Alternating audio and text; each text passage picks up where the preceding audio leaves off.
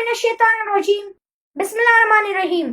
درنو خوږو قدرمنو او خوږو ماشومانو السلام علیکم ورحمت الله وبرکاته. نن زما د موضوع نوم دی د بد په مقابل کې ښه کول. یو سړی د هغه درې زامن وي، خپل زامن راغونډ کړي او ټول ته پیسې بیلې بیلې ورکړي، ټول ته پیسې برخې برخې ورکړي او بیا په دې پیسو په منځ کې دومره سره زره پاتې شي. بچیان یې وایي اوس به دا سره زره ابا به موږ ته راکړي او دا به زموږ برخه شي، موږ ته به برخه راکړي.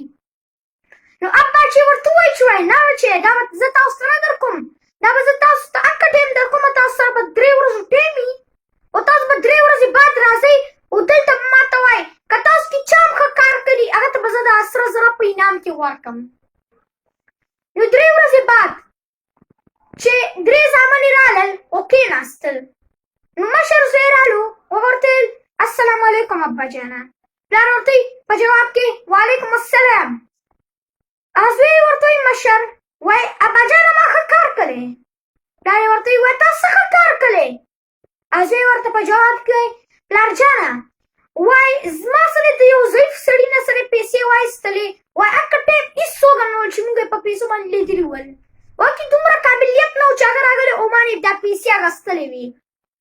نو چې ټایم پوره شو ما د ټولې پیسې راوایستلې او دته مې واپس ورکړلې او شکریه مې هغه ادا کړ. خو پلار جانه ما ښه کار نه دی کړی. پلار ورته په جواب کې ووایي چې نه بچې تا خپله غاړه خلاصه کړي. منځنی زوی راشي هغه ورته وایي السلام علیکم ابا جانه. پلار یې ورته په جواب کې وعلیکم السلام. زوی ورته وایي پلار جانه ما ښه کار کړی. پلار یې ورته وایي تا څه ښه کار کړی؟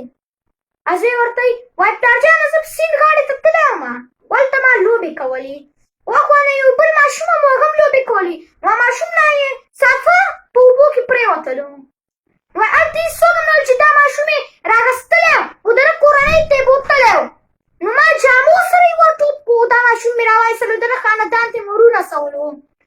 نو پلار جانه زه د انعام لایق نه یم.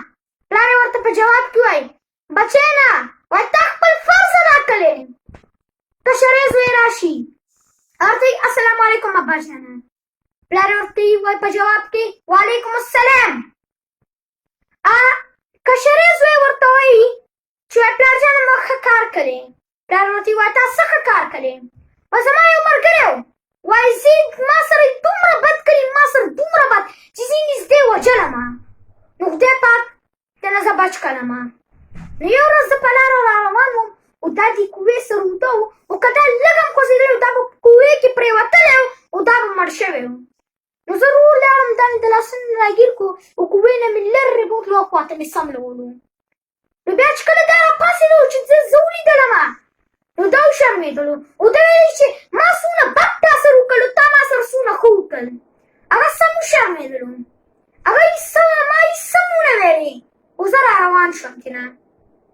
پلار یې ورته په جواب کې شاباش بچی تا ټول کې ښه کار کړی، دا سره زره د ستا انعام شول، ته زما ټول کې ګران زوی، زه په تا فخر کوم. نو ګران کتونکو